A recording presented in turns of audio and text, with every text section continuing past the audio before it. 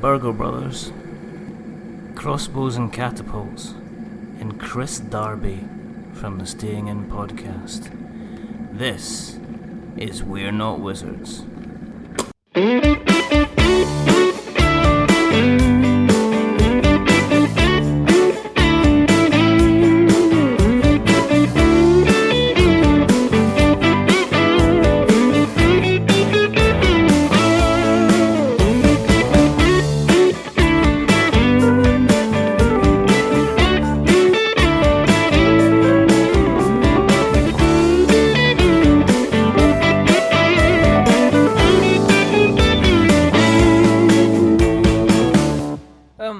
Thank you, first of all, for coming on. My absolute pleasure. I love what you've done with the place. It's really nice. Pete waxed lyrical about what you've done with the room, and yeah, the rug. It really ties the room together. I kind of. I've also got the. Well, I don't know if you've had a close look at the painting on the wall. Is actually something I've done myself. Yes, it is the. It is the bridges. It is the bridges over the River Forth in. That's gorgeous. In Fife. Well, thank you very much. I do try my best. Obviously, it's offset by the lovely little picture of Obi-Wan Kenobi here. Which I tell you what, let's just take this into the virtual world, and I'm going to take a photograph of the setup just now. We're going to add in a little extra 2-second feature, which is going to be called. What game is the mic on? That's a hell of a microphone. Do you like that? It's not actually that big. It looks like the big baddie from Portal 2. Your microphone. What's the name? What's the name of the bat? Oh, this is GLaDOS. GLaDOS. You seem to be falling to your death. That kind of amuses me. That kind of thing. She's absolutely fantastic. She appears in the Lego Dimensions, and there is an entire for some reason, and I don't know why the guys at Lego thought, do you know it'd be a really good idea if we go around looking for IP. So they got Scooby-Doo, and they got Adventure Time. So they got some kind of ones that kids kind of would look at and go, yeah. And then somebody went, oh no, do you know it'd be good if we got the Portal 2 kind of IP as well. So one of the Lego games is you've actually got the level you can actually play as Shell, and there's also a little kind of emotion cube as well, and there's a little kind of laser turret that you can build out of Lego, and you use this in the game, and you actually get a full kind of Portal level. And yeah, and GLaDOS speaks to you, and she is sarcastic, and she is wonderful as well. That's incredible. Yeah. I went for a period where my work was getting quite stressful, and I went back to my family home, and I just said, can I just take the Lego back with me? And the Lego in my parents' house is kind of like a family heirloom. It's a mixture of my dad's bricks when he was a child, mine, my brother's. And yeah, I just had these boxes of Lego in my living room. And occasionally when I was waiting for the kettle to boil or something, I would just add a brick to what it was I was building. I hadn't got any instructions or anything like that. And eventually this kind of monstrous tower grew. And it became quite awkward when I had people around, because I don't know if you've got Lego, but there's that kind of... I'll look at it this way. I have a 4-year-old. I have you can play that card. I have an 11-year-old son as well, so I can play, and 13-year-old daughter, and they have all... we had a quick discussion with my wife, who was trying to consider kind of throwing stuff out, and she goes, "Oh, I'm just going to put this Lego, I'm just going to put it out," and he's like, "Oh no, you don't throw out Lego." No. You just don't. So that, I am aware of, there's justification, and as I said, Lego Dimensions as well. So you're building this monolith of stress. It sounds like. But unlike you, who can play the card, I have children. Yeah. And also as well that it would be different if I bought a set, if I'd got a Death Star. Or something along those lines. Clearly, I put a lot. It's a labour of love. I followed instructions. This was just this random kind of Salvador Dali-esque sculpture, and people would walk into the room and immediately they start to kind of psychoanalyze me. Going as if this is kind of this strange structure. What's that? What are you doing there? And I don't know whether it's some kind of metaphor. I don't know, but it was an interesting experiment. And then I used it to kind of as a means to kind of design sets for plays I was directing and stuff. So it kind of dissipated there, but I could feel. So I could kind of. But there's something about that kind of ease in which one can kind of connect these blocks to each other. I think the guy who created Lego, he said that he wanted a toy that was robust, but a child could easily pull the bricks apart. Yes. And stick them up their nose. And then have them in the hallway in the middle of the night. And it's not a particularly big piece. It could be like a block, which is a 4x1, which is sitting at a slightly awkward angle in the middle of the hall carpet, just waiting with anticipation for a bare foot through the midnight or the midnight kind of stroll to the toilet. As you'll find as you get as an older gentleman, on occasion you might wake up in the middle of the night and discover, actually, I've not been drinking, but apparently my bladder is a little bit full. And then as barefoot will meet 4x1 Lego brick, and my God, the world knows all about it. Absolutely. It's one thing that binds us all together as humanity, irrespective of our differences. I've seen anti-Lego shoes, I think. I've actually seen Lego sell kind of anti-Lego slippers for parents. I'm pretty sure that's a thing. Are they shoes that have got like the bottom of like a Lego board, so you can actually like build up your shoes as you're walking around? So by the time you get to your front door, you're like wearing like platform boots. It's kind of like the Lego movie where you've got Lord Business at the beginning, where he's strolling through, and its legs just get bigger and bigger. Except you've got to do the impression as you kind of having to stoop, under the door. Yeah. Right. I think I better kind of introduce you, because otherwise this will be people dropping in and going, what is going on? They're talking about Lego and there's no mention. I came in for board games. Yeah, exactly. Exactly. So what's going on with that? So, welcome to We're Not Wizards. My name's Richard. I'll be your host for this evening. And joining me tonight alongside a kind of a cheeky coffee I think I'm drinking tonight, is another member of the Staying In podcast. Yes, we are 3/4 of the way through collecting the set.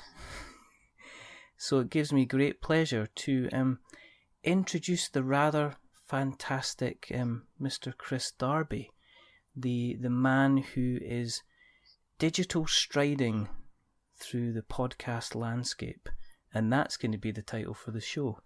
Now, I know why it's called that, and you will know why it's called that. So good evening, Mr. Darby, because everybody's kind of interrupted us mid-conversation, which I think is quite, not rude, but we're kind of friendly, so we're inviting them in anyway. So, how are you this evening, sir? Are you well? I'm very well, thank you.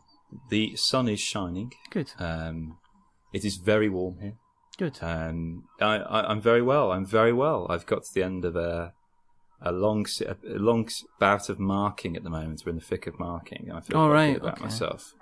But yeah, no, I'm great. How are you keeping? Thank you very much again for having me. It's lovely. Well, it's I think it was only it was only a matter of time, really. I mean, once we had Sam on, and Sam was like, "You got to get Kris on," and then once we had Peter on, and Peter says, "Well, you got to get Kris on, but you've also got to ask him to tell you about the time that he did he did kind of jumping off a wall jump or something like that."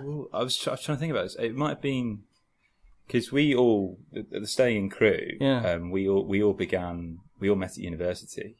Apart from Sam, who I'd met a couple of years before university, I've known Sam, since about 2002, 2003, and I think we all studied drama at university, and I think it was just one of those drama games where we had to just, for whatever reason, run around a room. I think Pete slightly exaggerates it. He makes it sound like I was some kind of Mirror's Edge, Assassin's Creed kind of just parkour genius. Completely just off my rocker on sugar or something like that. Kind of like everybody else walks through the door and you somersault and land like a Marvel character, 3-pointing it through a window kind of thing. Well, Sam used to tell everyone that I used to wake up exactly how American Dad wakes up. Just immediately just bolt upright Straight out of up, bed. Almost like Nosferatu, kind of sitting up out the grave. Oh. Just ping out of bed. Is it bright enough for Darby? Is he going to be showing up? Yeah, I mean, oh gosh, but no, yeah. So I was quite energetic. Yeah, I am a morning person. Are you a morning person, Richard? I have to be a morning person through choice. Well, not through choice, through kind of association with having children running about. And my son, my youngest, my 4-year-old, is very much... you say, oh, he's a little ray of sunshine. But he is the boy that will run through at 5:45 in the morning on a Sunday, because he never runs through on a 5:45 on a Monday, and says, hello, kind of thing. He's really, so by association... You can't really turn round to a little cherubic 4-year-old and go away, kind of thing. So you've got to kind of be... Well, not anymore, anyway. No, I kind of... I think what we do is we say, right, we'll be through in 5 minutes if you just go and do anything apart from standing there grinning at me, please. But he's kind of got a tablet, which I don't know is a good thing or a bad thing as a parent in the digital age. What, an electronic one? Yeah. And it's kind of like one of these things where we've kind of got him past the point where he wants it all the time. He's quite happy to... we were just back from Spain, which is going to make lovely. Mallorca, which I kind of always thought, I'm never going to go on one of those package holidays because I didn't know what it was like and is it going to be like the 1980s? And it was fantastic. I had a really, really good time. The weather was fantastic. I spent a lot of time in the pool. I got a massive bruise by trying archery. I have no idea for some reason... Were you stood at the right end? Do you know what it was? My arm, when I overextend it, kind of tilts. My elbow tilts 90 degrees, kind of like the wrong way. So the bowstring wrapped itself against the kind of the inside of my elbow, and I ended up. I'm just drawing out the kind of geometry of your arm there, Richard. It kind of tilts at 90 degrees outwards. At the wrong. I can okay. Look. Right. Okay. I don't know if this needs a. Basically, if you extend your arm out, kind of like 90 degrees from your body. Yeah. And naturally, the kind of the flow of your elbow. I'm actually doing it now. Yeah. Right. The flow of your elbow. If you look down your arm. Yeah. Basically your veins should be facing the front. Yeah. Yep. What happens is when I overextend my arm, my veins end up facing up the way. It's almost like my elbow decides it's got to turn around an extra kind of 90 degrees. So you kind of inadvertently pop and lock. Yeah, basically. And then what happens, it means I can then obviously show off the guns, because like I said, it's much easier for me to bring up the arm and go, do you want tickets? Yeah. But what it means is when you come to an archery situation, yeah, when you're pulling... Which often happens to you, I imagine. It's Scotland, sometimes man's got to hunt. Yeah. When you pull back the bow and release, unfortunately, I was ready the first couple of times and it pinged a bit and I went, this isn't right. But the third time, I really let rip and this thing kind of ripped all the way down my arm. And, yeah. And I ended up with a bruise, which was about 3 or 4 inches long. But a great anecdote for the podcast. It's not. I used to work with one of my old jobs. So I used to work as a PE teacher in a school. Oh my goodness! And for 2 years, it was a summer school with kids all over the world would come to this school I would work at, and basically, my job involved me learning the rules for a sport. About half an hour I had to teach it. So I was a volleyball coach, basketball coach, badminton coach, all these things. I wasn't a coach for archery, thankfully. You're a professional blagger. Is that what you're trying to say? Well, yeah, I mean, kind of, yeah. I mean, it was an extraordinary place to work, but they came and did a promotional video for the school, and they wanted some students, but they didn't have any at hand. So I had to I looked a little younger back then, so I had to pretend to be one of the students there, and they wanted a shot of me doing the archery. Oh my goodness! And I'm not that good at archery. I'm all right, but it was one of those golden moments where the camera was rolling. And I kind of go to Legolas it, put your right hand, you have to jab your hand, because you're like, cheekbone. How difficult can this be? You're seeing archery as a sport in the Olympics, and you're like, that's bloody easy.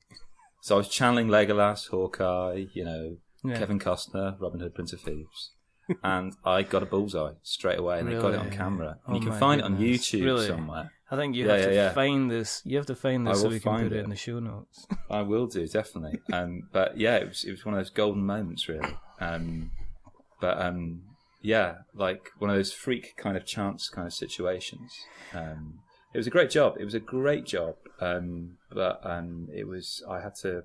Oh God, it was terrible. Like we do trips to like any city in England that had a cathedral in it. We'd take the kids to it. And all cities have cathedrals in. I don't know what's going on about there. It's a defining, isn't it? Like a defining thing. It's kind of the defining thing, actually. But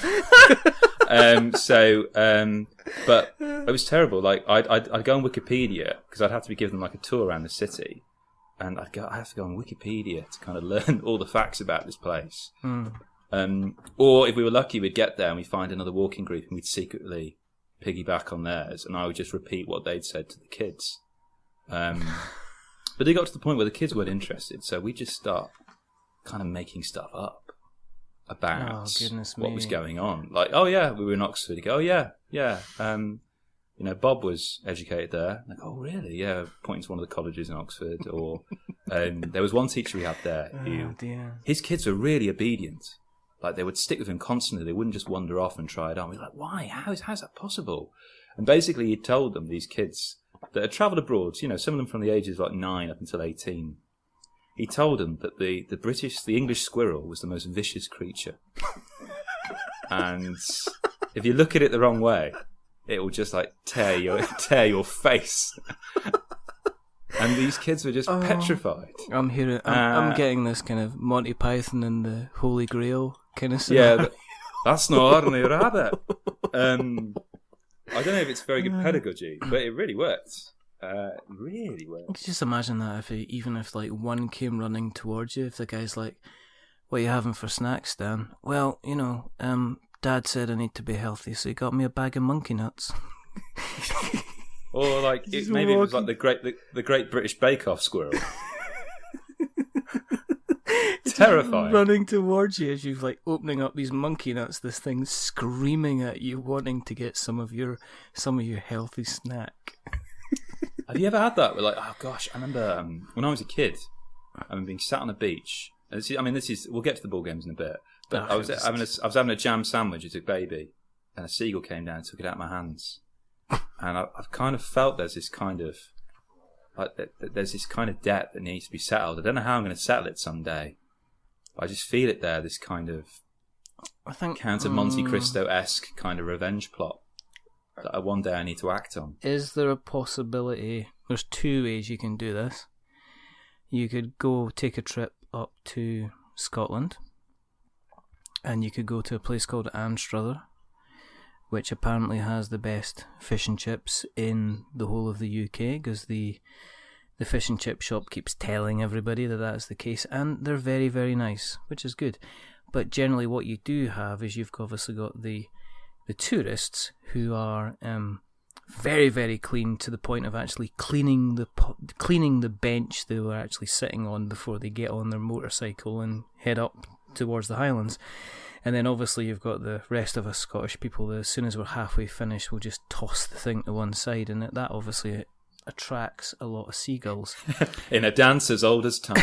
Could it be the situation that you could lay a trap for these things and wait until a seagull has a mouthful of chips, run over to that seagull, grab it, and just grab that handful of chips out of his beak and go, "Aha!" and just, would that... Or I could shoot the chips out of his mouth with my bow and arrow skills. I kind of feel, actually, you made me realise, actually, speaking, I'm assuming this is a seaside town you're talking about in Scotland. Yeah, it is, yeah. Forgive my ignorance of the Scottish geography. It's a beautiful country, and I need to get back there. But I went to uni in a seaside town, Aberystwyth. Oh, yeah. And I think I kind of may have got my own back, because one of the Chinese restaurants there got shut down because they were serving up seagull. So maybe really? I must have parted. Yeah. So do you reckon you ate potentially seagull? I must have done, really. Does it taste like chicken? Pretty much everything does. Apparently. I mean, I've eaten some chicken that doesn't taste like chicken, so I kind of don't know anymore. I know, it's just, I mean, is there various... I don't know. Have you ever had crocodile? That's really weird. I've heard it's like salty chicken. It's a bit like chicken and fish. It's kind of got it's got a strange kind of texture to it. Very pleasant though. I'll happily have it again. Yeah. I mean, it's not often farmed around here though in Liverpool, so we don't really. There's no like crocodile scash that I can just sample. I can't do a Liverpudlian. I could probably try a Liverpudlian accent. You go, oh look, there's a croc going down the Maisie. It's the best word, actually, ironically, to get into the Scouse accent is chicken. Chicken. I want some fried chicken. It's gorgeous because you've kind of got, and I've lived here for about 4 years nearly, and they are the most friendliest people, and it's just a gorgeous place to live, so welcoming and friendly. And I really like the accent. I mean, I can't talk. I come from Birmingham originally, and I see you've worked hard to try and slightly. No, it's never been conscious. It's just like sometimes it comes out if I'm talking to my nan. Yeah. I go, well, Brummie. I've got some students that are from Birmingham, and when I'm talking to them, they'll suddenly go, oh, you sound really Brummie then. It kind of creeps out. I've never consciously tried to mask my accent. No. But I kind of, yeah, I think accents are really funny things. I just love that idea that you can kind of walk from Land's End all the way up to John O'Groats, and the accents just gradually, kind of organically, kind of just change, morph into each other. And it's not like, you're talking America, and you're talking about distances of hundreds of miles before accents really, really change. And then you come across to like the UK, which is 600 miles long, and you've got a massive change in accent between Aberdeen and Fife, and that's like 100-mile difference. It's such a massive difference. There was a guy from Liverpool on the holiday, and he was kind of like really stocky boy, friendly as you come, kind of walked about wearing the vest, like cheery chappy. Everything he said just sounded like he was having the best time of his life. And then we also I got talking, because I have no issue just going up to people and just chit chat, time of day. I hate seeing people when you've got like maybe 50, 100 people around the pool, and I recognise some people are there for peace and quiet, but you're bringing your kids, so if you're expecting to get peace and quiet, what are you doing? But you have idle chit-chat with some people, and I was speaking to a couple from Birmingham, just asking them how their holiday going, and they said it was fantastic. They'd saved up for a long time, and it was one of the best holidays that they'd had, and they were so glad they'd come along. But because they'd done it in a Birmingham accent, it kind of came across like it was the saddest thing that had ever happened to them. It's all right. It's all right. It's fantastic. We've been saving up for years. I don't know. What do you think, Doreen? Yeah, we've been saving up for years. And it was just like, oh my goodness. And I felt sorry for them, but they were having a fantastic time. Liverpool boy was just a cheeky chappy. He was the guy that wasn't afraid to just walk up to the locals and go, all right, man, what about this? Here, can you go here? Can you get us some chips? Kind of thing. He was just like, he was brilliant. He was friendly to everybody. Everybody on the bus. He was the type of guy he would be... Do you remember Planes, Trains and Automobiles? When John Candy is on the bus. Yep. And Steve Martin sings this song. And then John Candy kind of pipes in by singing the Flintstones. And everybody kind of pipes up. He'd be that type of guy that would be leading the chorus if the bus got stuck anywhere. So that was kind of like that, So it was it was fine. But no, it was good. In a survival horror situation, he'd be the first to go. Unfortunately, yeah. And he would go down and kind of like you're not taking me brains. kind of thing. Boom. It's only a matter of time before the world releases Scousers versus Zombies. I mean, we've had Cockneys versus Zombies, which I never saw. There's probably going to be a board game about it. Oh my gosh, that'll be the next zombie side thing. Yeah, but aren't zombies done? I mean, haven't we kind of got to saturation point with zombie games, board games? How far do you There's a lot of them. There is a lot of them. There's a lot of them. We have actually joked on, because we had David Wellington, who actually writes. He wrote Monster Island, which was a book about zombies, and it was a book about a couple of intelligent zombies that, because of the way they had died, they had basically preserved their brain function. So they were like woke up, they had all of the undead skills, but at the same time they were able to think and stuff like that. And I kind of made the comment that, if you kind of lined up the number of board games in a street during a zombie apocalypse, there would be more board games in the street about the zombie apocalypse than there would be actual zombies. Kind of thing. There would be but we'll see. We'll see what happens. I think you can only change it. Oh, and that's the zombie police coming for me. But very slowly. I've got time. I've probably got about 45 minutes before they actually come ramming through the window. So it's interesting. Oh, sorry. It's interesting because I've actually done research. I've published on zombies myself, but kind of looking at it in relation to games. All right, okay. But not board games. Mm-hmm. Kind of gamification and augmented reality apps. There's a great fitness app. I don't know if you've heard of it, called Zombies Run. Yes. Well, I wrote an article on it. Oh gosh, it's a few years old. It's like the most popular thing I've ever published, and like it's not really my massive research interest, but it's the one that I think it's because it's just got zombies in the title. People just come across it. That's why it's done so well. But I basically interviewed the creators of the game, and I asked them where the game came from, and the writer for the game, fantastic writer called Naomi Alderman. She said that she joined like a running group, and I believe it was a running group for people that running is not usually their thing, and they just wanted to kind of join a group of like-minded people who have to find it difficult to kind of develop the kind of efforts to get off the couch and go outside and run, because running hurts. Why would you do that?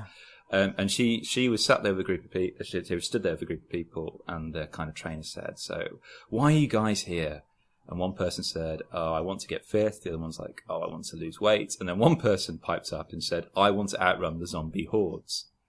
And this became a kind of a running joke with them as they were running. And that kind of planted a seed for her of this idea of what if we could combine the two for a game. And she developed this game. And it's this fantastic app, which is an app you have on your phone. I think you can still get the free version of it. You probably can, yeah. Basically, it is structured like an actual run. So it's like interval training. Peaks and troughs of sprinting and stamina building. But it's got this narrative behind it. And you get to a point, because I run, and I don't listen to music. I listen to podcasts when I run, such as yourself. And I don't need a beat to get me running. What I need is to be swept up with a conversation. And what Zombies Run does very well is it gives you a narrative to care about.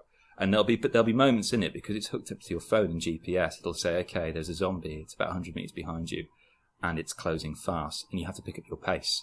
And it will tell you how far it is behind you. So if you slow, it will get you. Oh my goodness. And it's a unique experience. And yeah, I basically wrote this article about interviewing the developers and my own experience of running around the village where I grew up when I went to stay there over Christmas, and all the mad things the game makes you do, because you haven't got time to think rationally, because you're too busy trying to surmount the effort to kind of run. So you do random things. Like there was one point where I saw someone in the distance, and instinctively I ducked behind a gravestone, and I hadn't even thought about it, and straight away you just get swept up in the narrative and you forget you're exercising. But also in the article I talk about where zombies come from, and for many people it's because of the war on terror in particular that has kind of led to this kind of trickling in of zombie narratives, the kind of end of the world kind of scenarios in which one has to kind of confront a shadow of themselves from a previous era, really. But in board games, there's this sense that there's this kind of power that you can kind of, you have that ability to flick them off the table. You can literally just lean in and flick a zombie off the table. But there's that party that has to follow the rules and chooses not to do that and says, okay, I'm just gonna all good things come to an end. I've not played Dead of Winter, but there's that kind of scenario where the kind of the hordes are kind of all standing around you, and you have to make those kind of difficult choices. But I've had discussions with John Gilmore about Dead of Winter, because he's been on the show, and one of the things that we discussed kind of off camera was that off camera, like we're doing like some kind of TV interview. It was a strong and stable podcast. No, but he basically, I said to him, well, there's people developing kind of scenarios where they're taking the zombies out of things and they're putting wolves in instead. Because the thing about Dead of Winter is it's not necessarily about the terror and the fear of the zombie population. It's the terror and the fear of knowing that you have to go out there, get stuff to survive, and then at the end of it you potentially have somebody that is going to turn around and say, well, I've not put in enough food, therefore you fail the task. They're kind of actively going against you, kind of thing. And it's a hard enough game as it is, but it's worth playing even if you're a bit tired of the kind of the zombie genre. Yeah. I think things like Zombicide have got a good thing going, because what they're looking at doing now is it's almost like they've got the building blocks. They're kind of like Minecraft with skins. You've got the building blocks there, and you've got some really, really good base games. And what they've done with the various versions of I think it's like Black Flag. Is it Black Plague, Black Flag? There's ones based in hospitals. There's one, but there's got different kind of themes. They've managed to kind of do a lot of reskinning, make some changes to the rules, and they're basically allowed to throw out kind of like whole different piles of kind of genres for the zombie thing, kind of going straight on. Dead of Winter is, I don't know, if you've not played it, I think it would be a fantastic game that it can be very thematic. So if you guys got together, because I know that you when you did your role playing stuff, that kind of thing, there's a lot of kind of acting you can get into. You can really get into the characters, some really kind of good flavour kind of text. So that's kind of cool. So it's worthwhile, picking it up. I've seen a few playthroughs of it, and I'm intrigued by it because Sam and I are currently looking for our next big, like, long-term game. We've just finished Pandemic Legacy Season 1. Right. How'd you get on with that? Because I've been following on and off. I guess we should, Sam is also a member of the Staying In podcast, so, and you've been talking on and off about Pandemic Legacy for, was it about maybe, is it 14 months? Yeah, it's about that. Yeah. We started it the day before my 30th birthday. Right.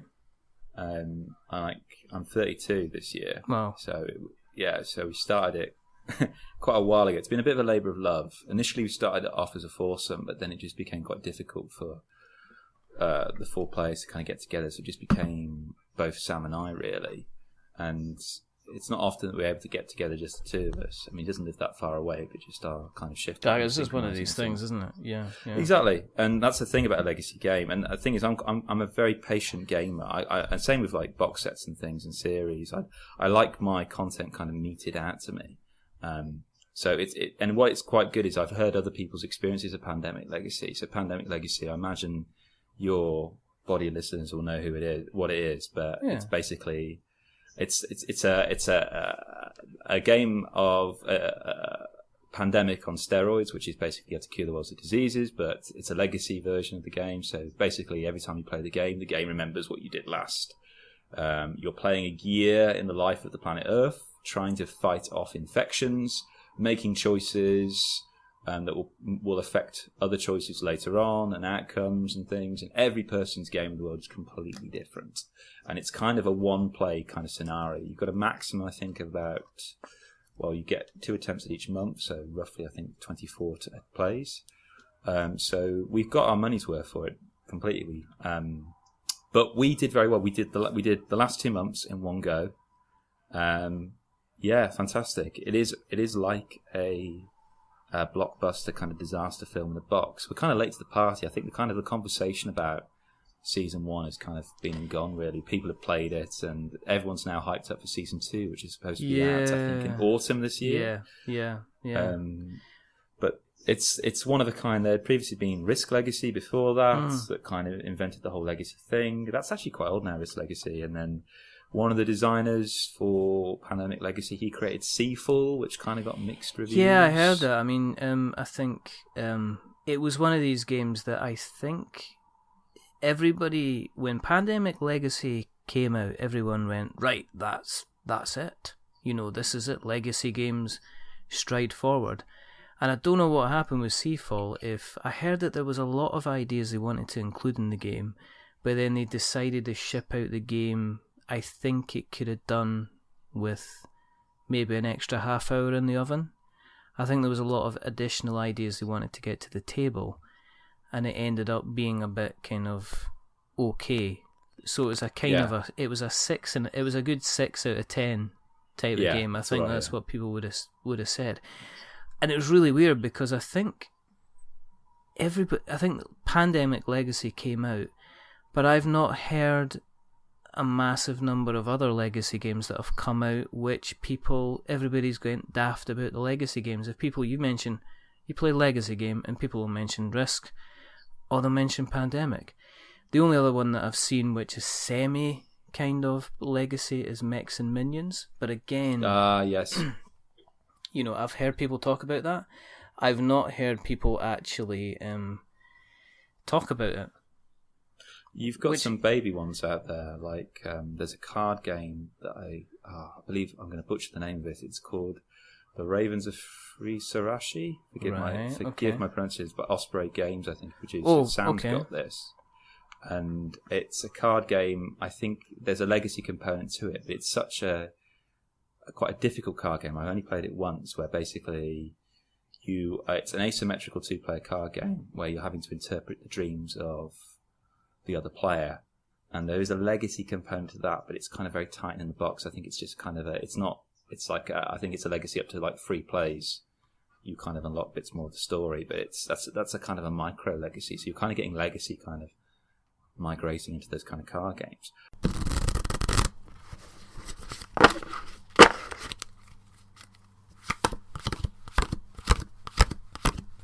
But there's a legacy game I'm really excited about that nobody is talking about. It was rumoured in December last year.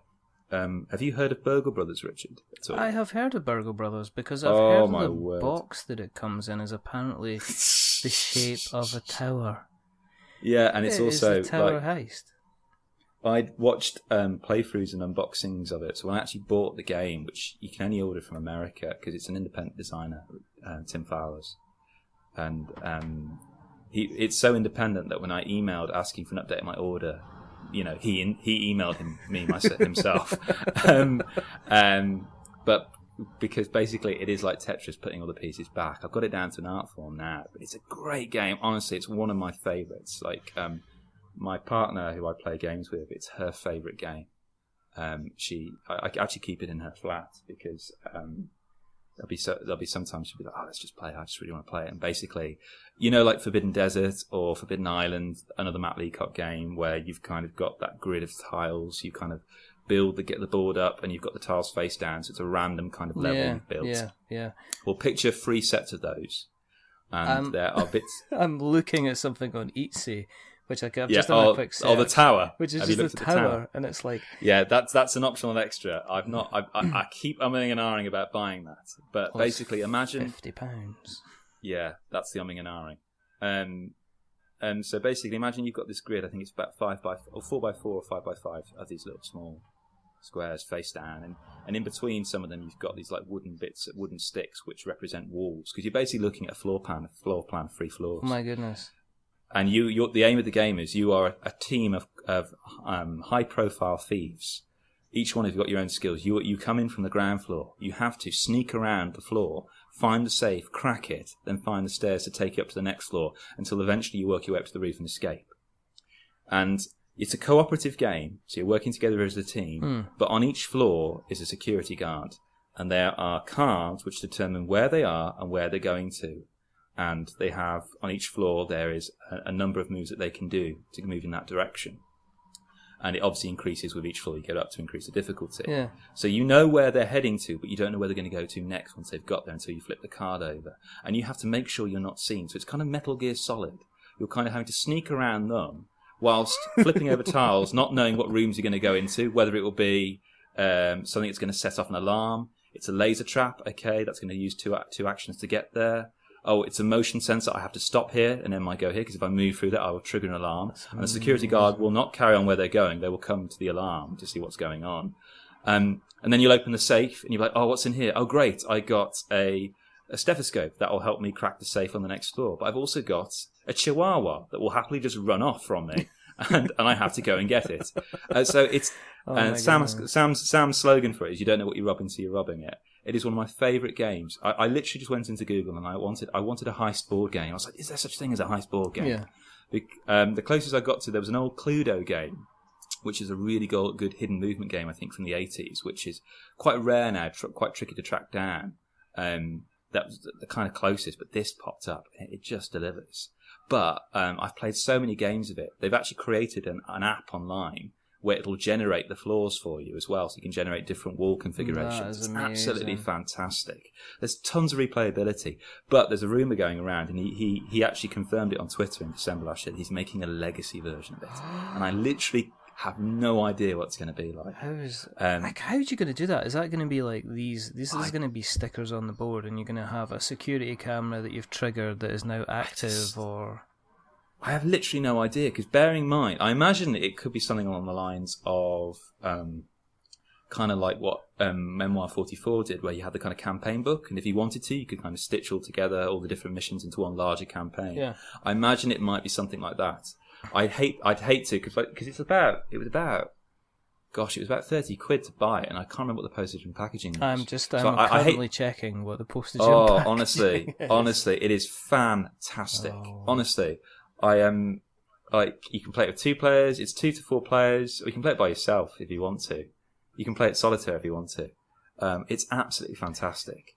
And it's kind of like the next level up from like Forbidden Desert.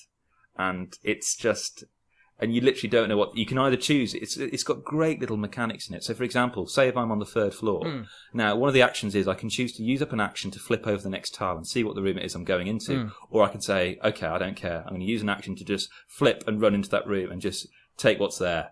And there's 2 tiles randomly there where you'll flip it open, and it basically is, it's like a kind of foyer area, and you fall through the floor. So you'll just fall through to the floor below, a bit like Betrayal. Yeah, sometimes Betrayal, House on Haunted Hill, or there'll be another one which is a secret door, which will allow you to go through walls if it's next to a wall, or there'll be a service duct, and if you find the other service duct in the building, you can use it like John McClane to kind of use that to connect. Do you get a dirty vest? Oh well, you don't get a dirty vest, but you get the acrobat, which is one of the characters, and bearing in mind all these characters, you can flip them over to play the advanced role, which I've not done yet. And so there's tons of stuff I've not even done with this game yet, and it is my most played game. And it's one of those games that not many people I know actually own it. I don't know any of my friends who own this game. It's one of those games that all people I know who love it, they have it, they love it to pieces. But it's not one of those games you will find on people's shelves, really, because it's going to be one of those ones that I think once it gets legacy, it will probably get to kind of cult status. Because I think out of all the games he's done, this is the designer who did Paperback. Yeah. He's got Hardback that's out as well. He's got Fugitive as well, or something like that, isn't it? Yeah, same art style. So the art style is kind of Hanna-Barbera kind of 60s kind of art it's kind of single colours on the characters and stuff like that. It does look really, really, really nice. It's gorgeous. Are you got these wooden pieces as well? Are you getting your revenge on what I did to Peter? Because I spent the entire podcast basically saying, Peter, you got to buy this. Peter, you've got to put that. And I think he ended up with a wish list. Oh gosh, Peter's terrible. Like, we had this conversation today because Peter, who's a colleague on my show, who I love like a brother, but he is one of the smartest idiots I've ever met. He's obsessed with everything. There's nothing that he kind of takes lightly to.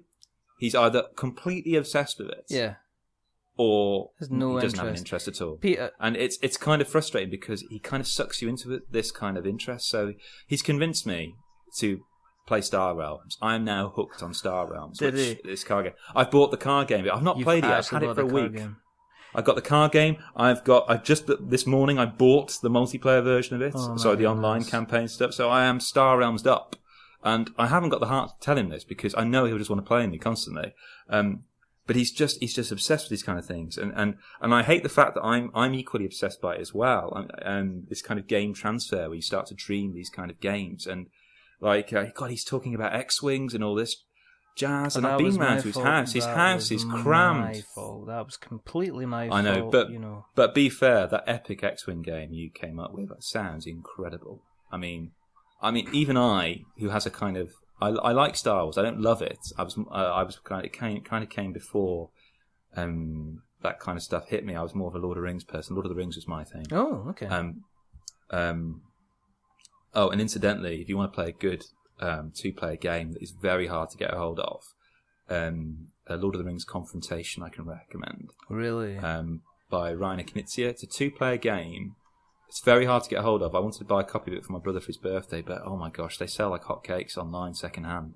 Because I've got the deluxe version. My dear friend Daniel bought it for me, who, by the way, he says he's sorry he can't be on the show. He's washing his hair. But Dan does say he's a big fan of the show, and he really thinks that Colin's doing a terrific job. That's what he says. But Dan bought me this game on a whim because a mutual friend of ours, Duncan from Osprey. Oh yeah, Duncan Malloy, who's amazing. Duncan Malloy. He's fantastic. Lovely chap. One of the people who got me into board games, Duncan, who I met on Dan's Stag Do. Yeah.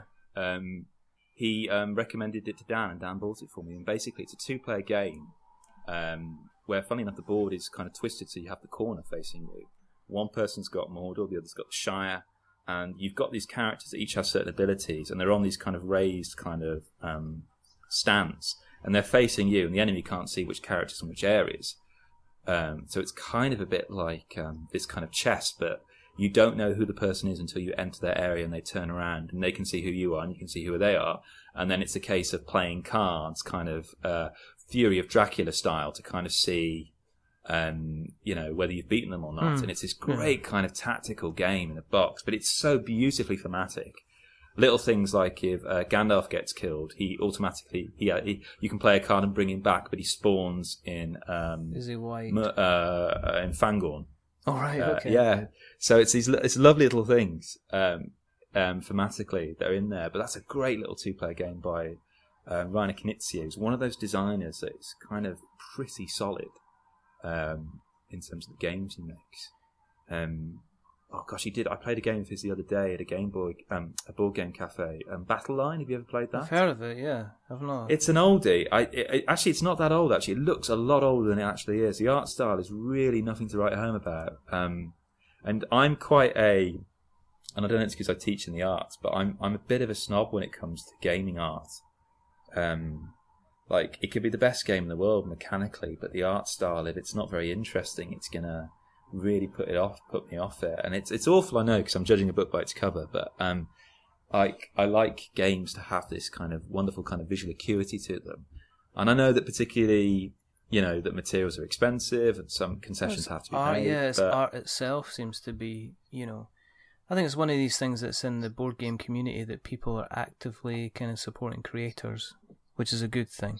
I think board game guys are good at kind of saying, I need to have a budget for art, because especially Kickstarter people, but I'm looking at it now, it's very, very kind of simplistic looking, but I'm very, very liking it. It is kind of like,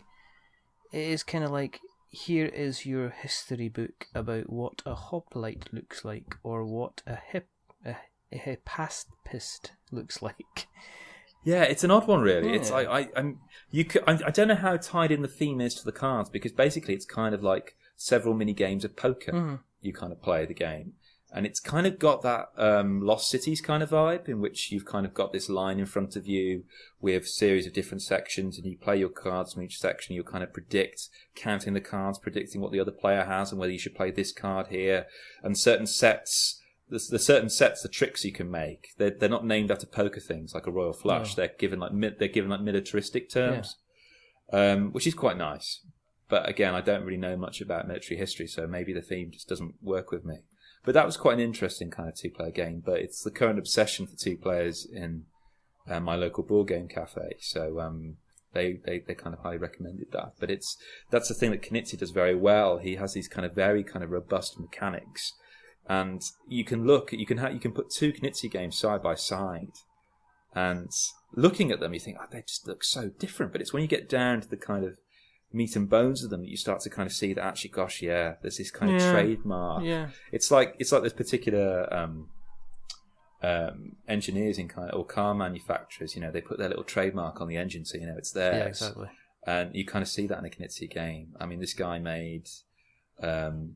Battle Line, he made Lord of the Rings Confrontation, but he also did Ingenious, which was, Spilder's Yara's winner, which I actually have here as well. That I'm not a massive fan of abstract games, but a lot of my friends really like it, so they tend to borrow it off me quite a lot. Do you get to play a lot then? I mean, are you a regular? Would you put yourself up there as a regular board gamer? Because on the Staying In podcast, you and obviously you and Sam talk about what we need to get together. Yeah. And you go to, was it the Zigomat you go to?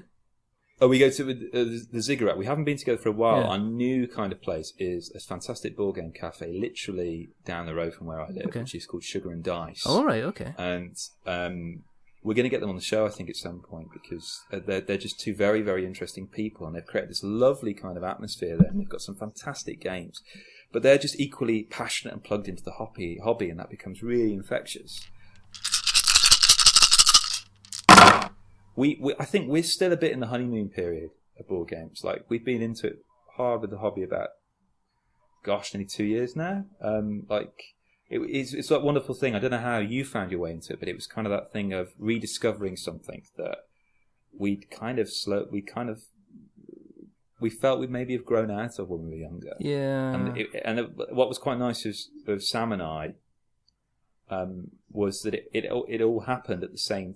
Our kind of return to board games happened at the same time on his birthday, where his partner's brother had given him his old copy of Catan. Yes. And oh my goodness. We had that kind of thing which you get with many people when you introduce them to Catan. And I haven't played Catan in ages, admittedly. Which is, you describe the game to them, and they just give you this look of, okay. When I think of board games, I think of, the capitalism of Monopoly. I think of backstabbing Cluedo, who did it. This is trading sheep for wheat. And this is, somebody saying, I'll give you 3 sheep for 1 wheat. And you say, you're having a laugh, I'll do it for 2 clay or 2 bricks. And somehow I won the game. And I don't know how. I became some kind of stone master. Oh. But anyway, because we'd been massively interested in video games for a number of years, and there was something about switching from the digital to the analog that we quite liked, and a lot of people we know are doing this. There are lots of people in the video game community that are now tweeting and writing more and more about board games, and there's something very interesting about this kind of sense of return to the artisanal craft of gaming. But is it not a time thing? And I kind of floated around in the video game circles for a while. I used to write kind of reviews, and what I was aware that if you want somebody to review a video game, if I said to you, right, okay, I have played Love Letter. How long have you played it? I played Love Letter for 3 hours. What do you think of it? It's really, really good fun. I really liked it. It was very, very easy to pick it up, and I had a really good, really, really good time. I loved the artwork. You'd be able, in 3 hours' time, you'd be able to give a really kind of decent review of something like Love Letter. If I said, okay, I've been playing, Assassin's Creed Syndicate or something like that, and I said, I've been playing that for 3 hours, people, and you said, I'm going to give you a review of the game, they would just like go, I think video games take an awful lot of more time commitment than a lot of people will let on before you can really, really say, I have not a worthwhile opinion, but an opinion I can potentially defend, I guess. I can potentially kind of give evidence as to why I have this opinion on a particular game. Whereas a board game, I think you can play you can play a board game session 2-3 times, only take you 6 or 7 hours, and have a really, really strong opinion on what you like and what you don't like about it. And I think that's why video gamers are going, oh, I can do this not as often as basically starting at 8 o'clock at night and finishing at 1 or 2 o'clock in the morning. I think that's very attractive to a lot of people as a hobby. That's interesting because, like, on the whole, I kind of agree. But I mean, there's also, you could kind of invert that point of view by saying, okay, I can review a mobile game quite quickly, yes. But then, you know, Twilight Imperium, for example, yes. Which Pete wants to play.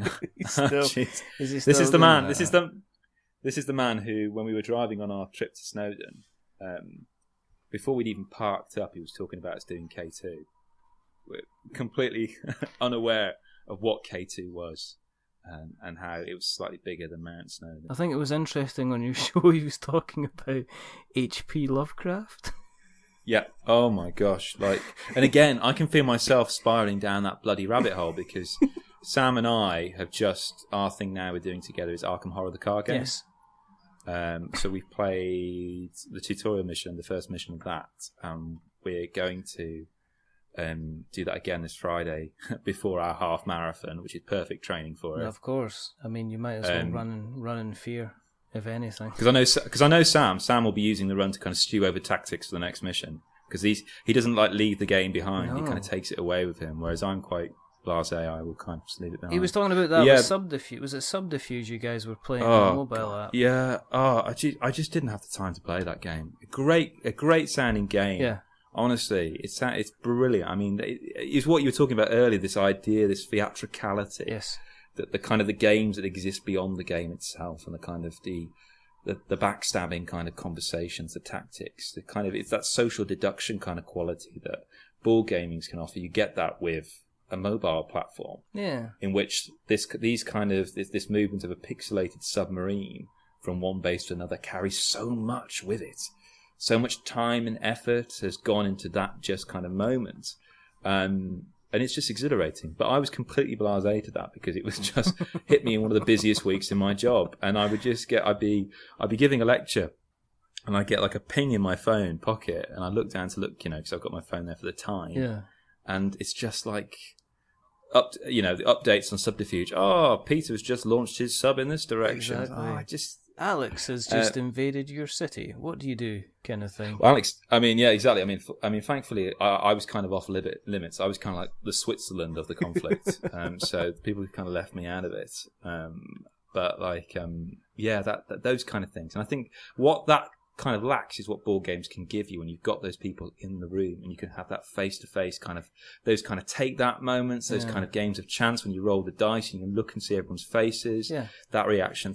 That's what I like about that's what I love about board games. And it's something that I think one of the reasons why people switch from video games, and I'm not saying I haven't left the video games behind me. I play video games as much, but board games are more of an obsession for me. I think one of the things is that the community of board gamers that I've encountered are less toxic than those I've encountered in video gaming. And and I don't know whether it is because there's that idea of people are more likely to be toxic online when they're hidden behind an ID and a screen and, an internet connection. You don't know who they are. They feel more liable to kind of do that. Or whether there's something about the hobby that just, Is it not something to do with acceptance? Because when you strip back a board game, now I'm going to mention a podcast called Mass Movie Side UK, who every single episode they give us a shout out because I'm good friends with one of the presenters and the other presenter is Trevor, and they have a joke that basically they question mine and Colin's ability to have any type of relationship with a lady because we play board games, kind of thing.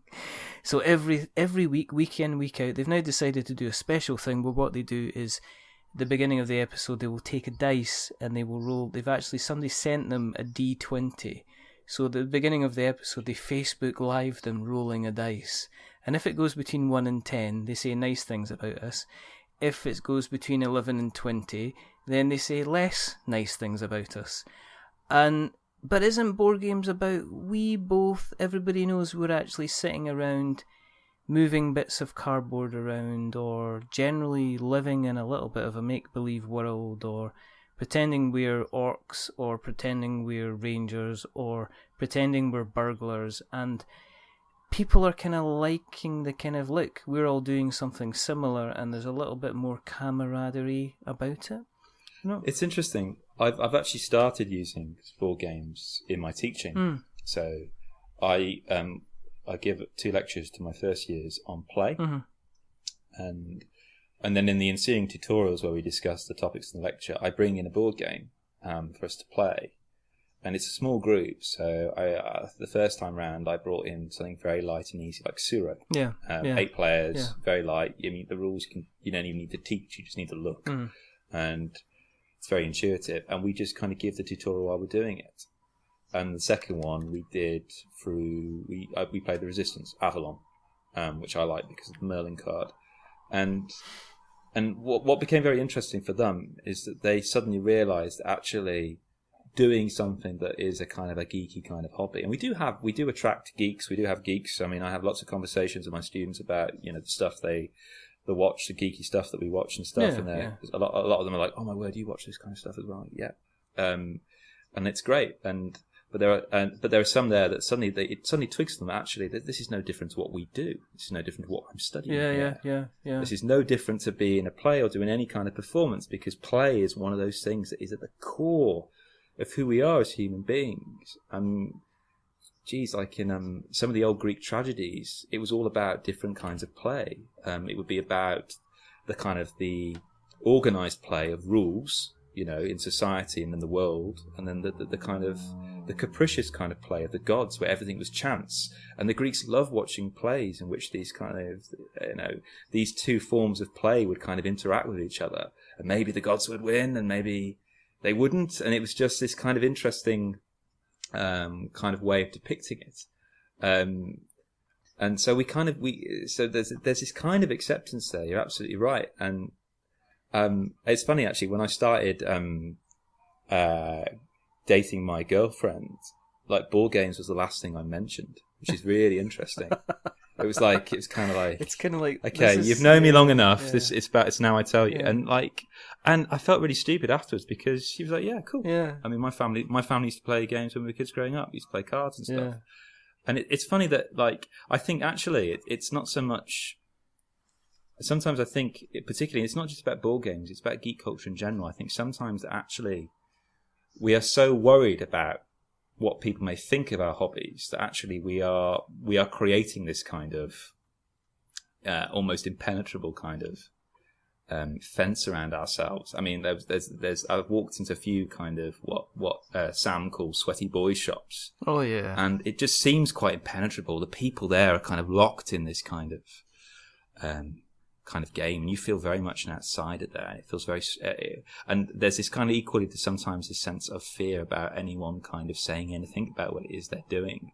You kind of feel like you've walked into some kind of underground resistance base or something, some kind of haven, and like for me and Sam and Pete and Dan, we're kind of in the fringes of this. I'm not saying we're like, I mean, I'm not cool. I've never been cool, and I've never been down with the kids, but I think it's about knowing that, and I think that we're in this really interesting position at the moment where we're kind of caught in this hinterland betwixt and between the kind of the geek community, full on geek, and kind of not geek, and it's really an interesting place to be. Really, it's the X-Men, isn't it? It's the kind of the geek and proud kind of thing, isn't it? That's it. I'm kind of geek and proud, and I want to protect my other pure geeks, and I'm worried about kind of having lots of people enjoying my hobby because I don't want it to kind of be mainstream. I think if you look back to maybe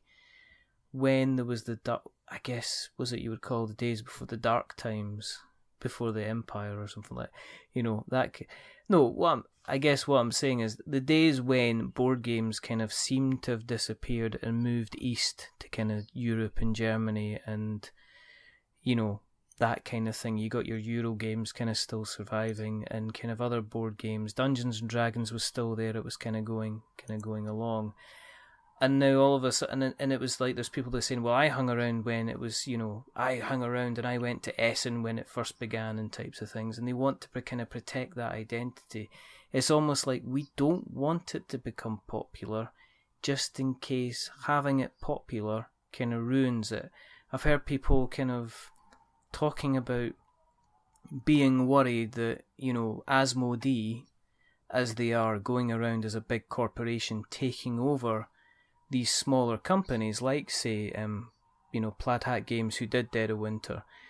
They're worried about them, does that mean that the number of indie games is going to decrease because Asmodee are going to say, well, we're not going to give you the funding to run Dead of Winter, the Wolves expansion pack because we don't think it's going to make enough money, as opposed to Plaid Hat saying, well, tell you what, we're going to release Warring Factions because 2 people having 2 boxes of Dead of Winter plus this expansion means they can go ahead and fight each other. So I think people are worried about that. People are worried about just anybody coming in, and they kind of, it's still a little bit, maybe is it a safe space? Would you say that?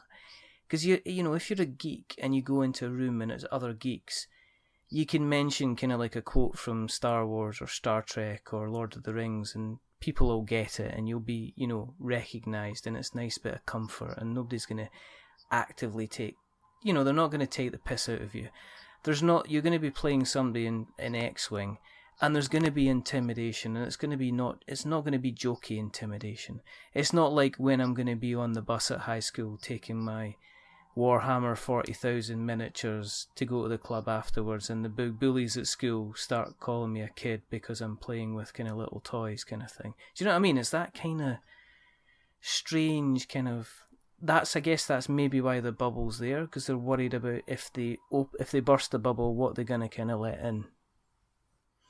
It's interesting. That's the sound of like some kind of gigantic ethnographic study that we could start here, Richard, and we get the funding for it. No, but it's a very valid point. And one thing I've noticed that actually when you're in the geek community, yes, there is that sense of safety, but I can't help at times feel that sometimes, and I don't know what's kind of caught in this tension, that you start to look around and you're trying to see how geeky are you? For Sam's 30th birthday, we took him to a convention. And I'd never been to a convention. I don't think Sam had either. And Pete was there, and Dan again. He's just messaged again. He loves Colin. We were around there, and I said, I'm sorry. Look, I did an entire episode. I know. Frost, hey, and I apologise. I'm the peacemaker. I know exactly, Richard. I know exactly. I'm absolutely fine. He's going to say no, isn't he? I'm not going to get the complete set. He's going to say no to coming on, isn't he? I don't know. I think what he's trying to build, Richard, is one of these things that Jimmy Kimmel has with Matt Damon. I think that's what he's trying to go for. But I digress anyway. We went to this convention, and I felt in places I kind of felt like we stuck out a bit. The amount of people cosplaying, for example. Cosplay absolutely fascinates me as a performance studies kind of scholar. But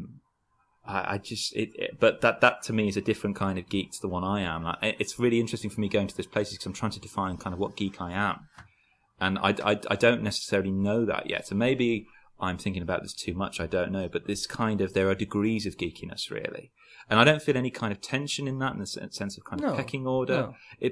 That's what I quite like. There's this kind of, you can kind of walk into a convention dressed in normal clothes and no one will bat an eyelid. You could equally walk in dressed as Ash from Pokemon, and nobody equally would bat an eyelid. You've heard that wonderful story of. I heard this fantastic cosplay story the other day. It was a cosplay where a little kid had gone dressed as Rogue One, and she was seeing all the Princess Leias she could find, and she was handing them plans to the Death Star. Really? Oh, isn't that lovely? Would be amazing. Isn't that gorgeous? These kind of lovely kind of things. Where again, as you say, like when you're on a holiday in Spain, where you can walk up to somebody and say hello to them. I think that's because of you and who you are, and that's come, I think, in part from this hobby and this kind of culture of geeks. And if I mean, can you imagine if geeks themselves existed as some kind of a nation, what that would be like, or as a world? In terms of the politics in play with that, really, how that would function. I wouldn't, because microcosmically, I don't know. I wouldn't want to be the guy that doesn't say hello. Do you know what I mean? There are new people that come to the club that we go to, and I do kind of try and at least say hello and at least kind of see what they're doing, because I would never ever want to be turning up at somewhere and not having somebody kind of say, alright, how you doing, what you playing, do you fancy kind of playing with us? I guess, going back to, you said, well, how did you get into board games? And the answer is quite simply that I was kind of looking at other hobbies, and I did kind of pick up Pandemic was the first game I played, and then I decided to go along to Dwarf, because I was like, I kind of need a hobby, but I also don't need a kind of a running hobby or an exercise hobby, or I needed a hobby where there was going to be other kind of people present with an ability to be able to potentially form kind of acquaintances or friendships with these people, which is why I kind of went down that route. So I kind of went in, and I was pretty much, I don't know, because of my job as a sales guy, I'm not too fussed about sitting and, introducing myself and saying hello and stuff like that. So that's how I kind of got into it. But I did find that once you you're right, there is maybe a little bit of a tiny force field that you have to slowly push through. But once you're in the other side and you get accepted, you're accepted for kind of everything, which I think is a fabulous thing, a fabulous place to be in, kind of thing. Yeah, you're absolutely right. And I think it's also about debunking these stereotypes, because, like, one of the series I really don't like is The Big Bang Theory, because of the way in which it depicts people of the kind of geek culture. And I'm not saying there aren't people out there that are like that, but they are very much characterized. Obviously it's a stereotype. These are stock characters, and it's about, and some would argue that The Big Bang Theory and shows of that type have made geekiness cool, but there is this kind of, there's these kind of jaded and kind of tried and tested kind of stereotypes of insecurities, can't talk to your preferred gender. Yeah, unless you were drunk. Yeah, unless you're drunk. There was the kind of the obvious geeky guy getting the kind of the supposed hot girl. There was the geeky guy meeting a geeky girl and them discovering they were okay, and then there was the guy that was the lecherous guy meeting a girl who was, again, lovely and intelligent and everything like that, and she was good looking, but she was the intelligent, good looking one. And it was kind of, I don't know, I really liked the first couple of seasons of Big Bang. The first couple of seasons were quite strong, but it's fallen into that tired kind of sitcom routine, really, and the jokes are incredibly predictable. Yeah, and you need to kind of start, it's almost a case of, like, I reckon they would go down the line of killing off somebody. Probably the comic book guy, Stu. I reckon they would kill him off. Or he'll kill it all them off. He would kill all of them off. It's either or, isn't it? It looks like he's going to snap. It's kind of like, let's make you successful and popular by getting you involved in a kind of a normal heterosexual relationship, and you're just like, okay. but what's very interesting you say about Stuart, because remember, to start off, Stuart was kind of he was a bit of a, I'm not saying he was a ladies' man, no. But, like, I think he went on a date with one of the characters or something. Yeah. He was a little bit more assertive, a little bit more confident, and they've kind of diminished that confidence of each. Well, they had him losing his shop, didn't they? And they had his shop burning down, and then they had him kind of going to stay with what's his face, Guthrie Pally. Yeah, with Howard and Bernadette. And then he went on to become like kind of the carer of Howard's mum, and then that's when I checked out. I kind of like went, oh gosh, no, okay. it's quite awful, but I find that very interesting. Like, they went from this character that was, a little bit more multifaceted, and they've just kind of pushed him to the back, and they've kind of, like with all of them really, they're quite two-dimensional. Yeah, they've kind of, when there was a lot of depth to them, and it was funny, and it was kind of in-jokes that you kind of like went, oh, this is a program for me, and then I went, no, what you've done is you've taken a program that you thought was going to be for me, and then you've decided to say that the only way that I can be, you're going to say, well, I'm winning at life now because I'm going to be married, and it's just like, no, that's kind of... You're not doing anything for me now. You're kind of pushing me away if you're doing anything. You're kind of doing anything at all. It gives me nothing to look forward to as the show goes on, because I think, well, the next funny thing is going to be geeks have kids, and then it's going to be, oh, do they dress them up as R2-D2 or Princess Leia kind of thing, and it's just like, or little Yoda. It's just like, I'm kind of not really, or people from Star Trek, they're going to have, oh, here's a little Borg baby, isn't that really, really funny? Ha ha ha ha ha, kind of thing, which I don't know if it can be bothered. Yeah, and there's little moments where, like, they see basically the female characters doing anything vaguely geeky, and it makes them really happy and excited because it's like one of these rare things. It's ridiculous. I know, and it's like, women play board games too? Gosh almighty, I mean, like...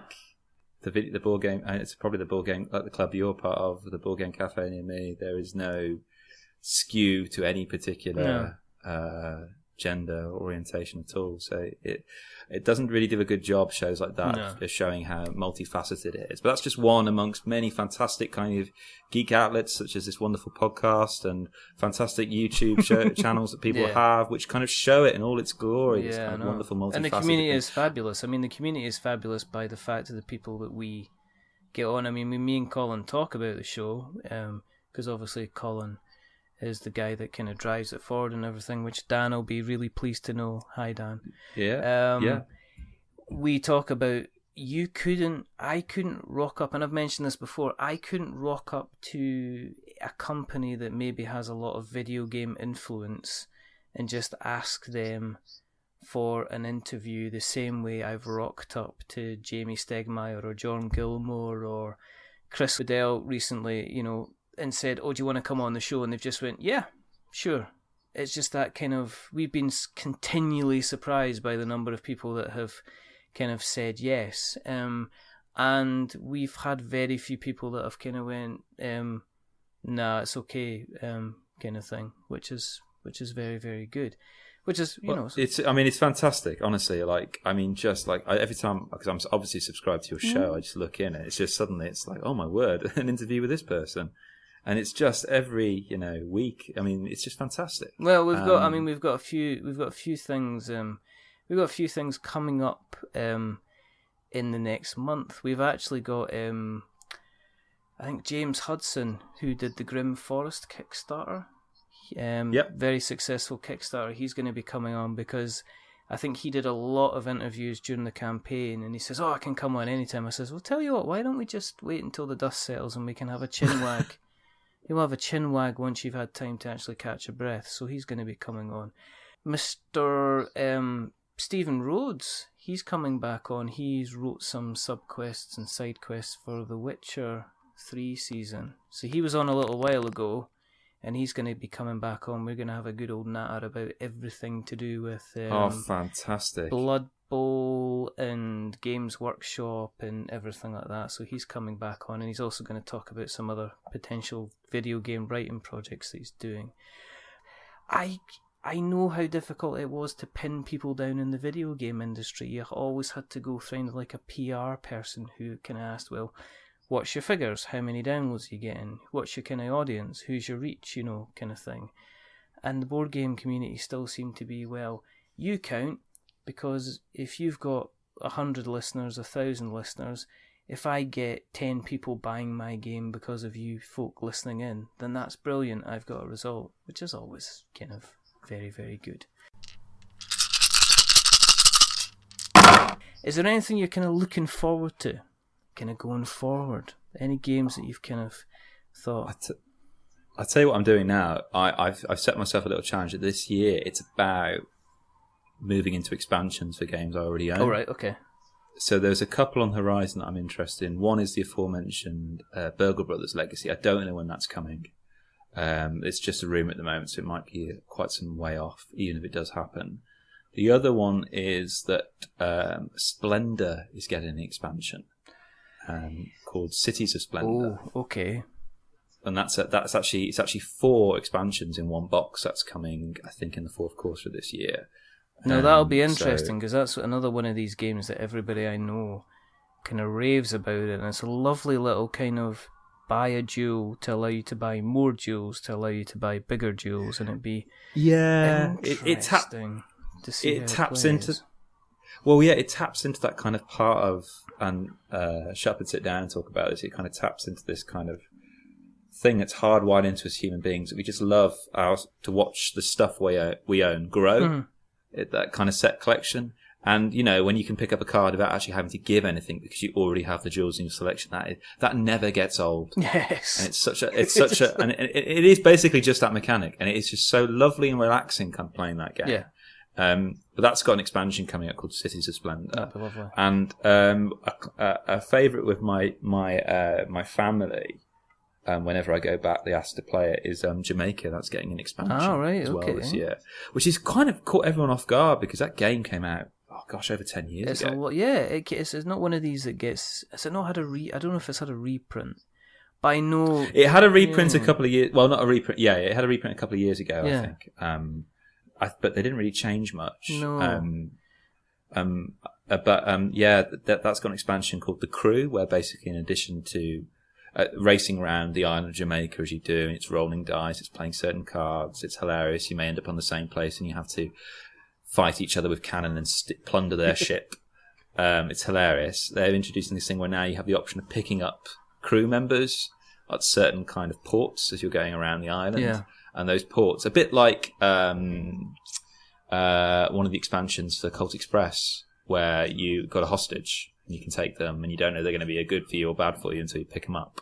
They're kind of emulating that, I think, in Jamaica. So those are the kind of things I'm looking forward to, kind of expansions. I don't really have anything I want to buy on the horizon. I was tempted by an abstract game that came out a few months ago called Santorini. Oh yes, I've seen that. Yeah, and now that's kind of like gold dust because they did a Kickstarter, and I don't know if it's been published. No, it's one of those annoying things where I'll go into plenty of board games of shops, and I'll see the tiny expansion for it, but the actual copy of it won't be anywhere.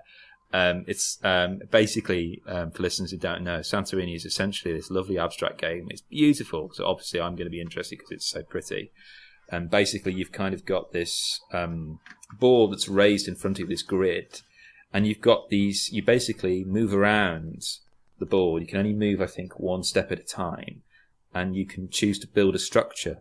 If you're on the floor, you build the base of that structure. If you're next to an already existing base, you can build the next bit. And the aim of the game is to end up on top of the third structure.